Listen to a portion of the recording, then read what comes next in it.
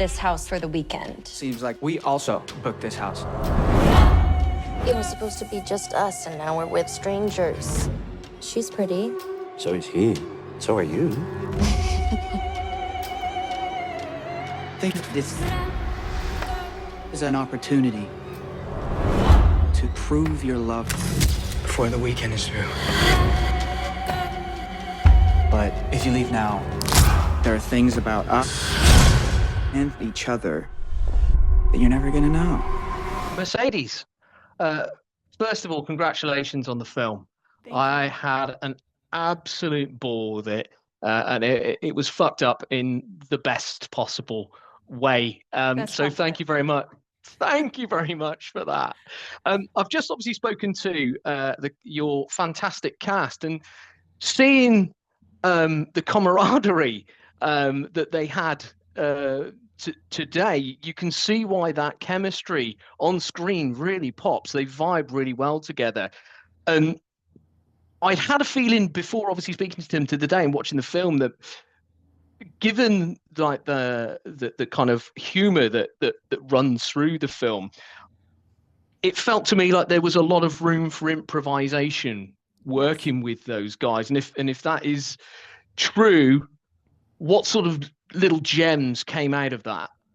For sure. I think that the cast really did bring this beyond a level of what was written in the script. And I think especially when we kind of have that tonal shift and you realize where things are going, just kind of letting them be able to have fun with it. For example, there's a moment where Alex Rowe, he growls, or even when he's coming, you know, we have moments where things are repeated back at characters in a mocking way without giving anything away. And that was something that they brought to it. Or there's a moment where Will and Sin are dancing in the hallway out of joy. And those are things that we just I went, you know what, guys, just have fun with it. Go for it. If it's too much, we could cut it out. But this movie is a lot. And so we kept it in.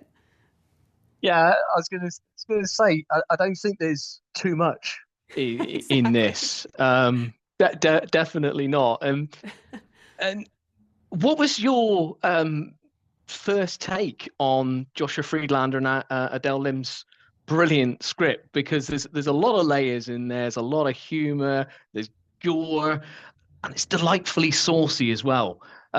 So what was your immediate take on that? Were you very much, Jesus, I have got to do this. This is awesome. Yes. Yeah, most definitely. It's super saucy, and I knew that I wanted to do that. It's something where it didn't take itself too seriously, and it just really went there. And so I thought, this is the movie for me. I'm not a subtle person, and so this is a good match. That segues nicely, actually, into my next question. I hear the opening sequence wasn't part of the original script.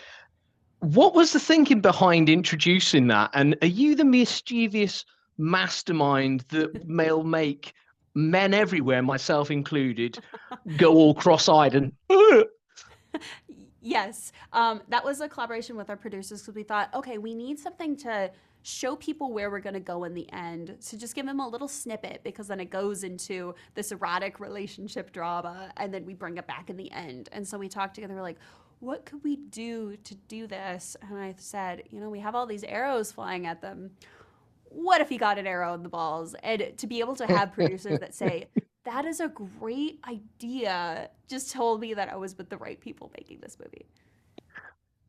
Absolutely. And obviously not wanting to be too spoilerific, but Dunny, get it in the balls.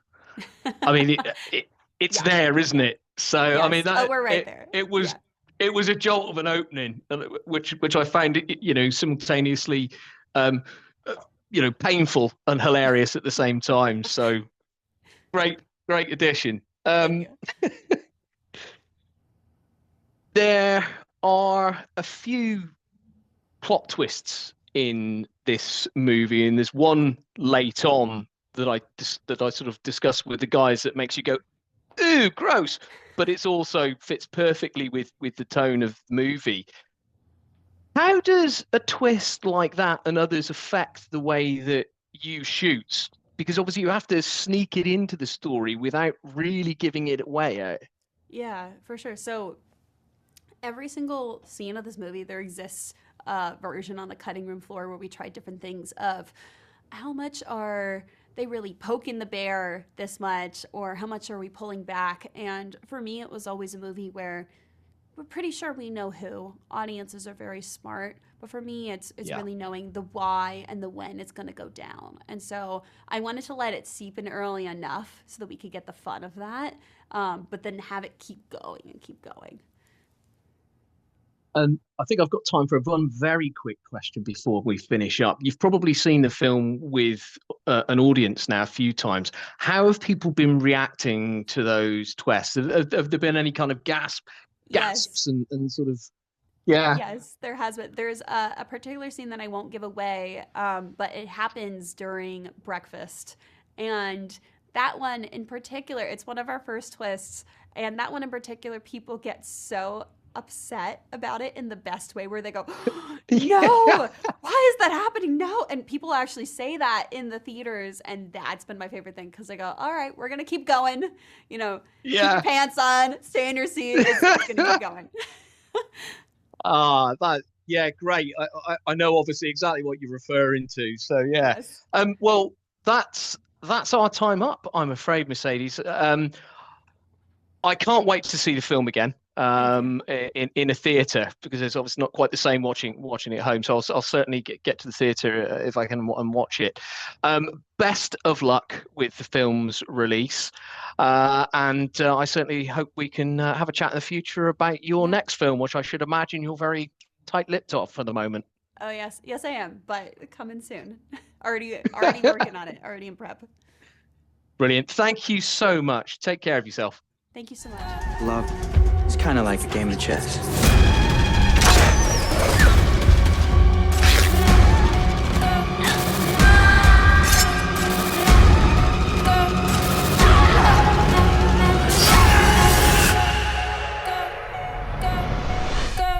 Want to know what happens if you lose?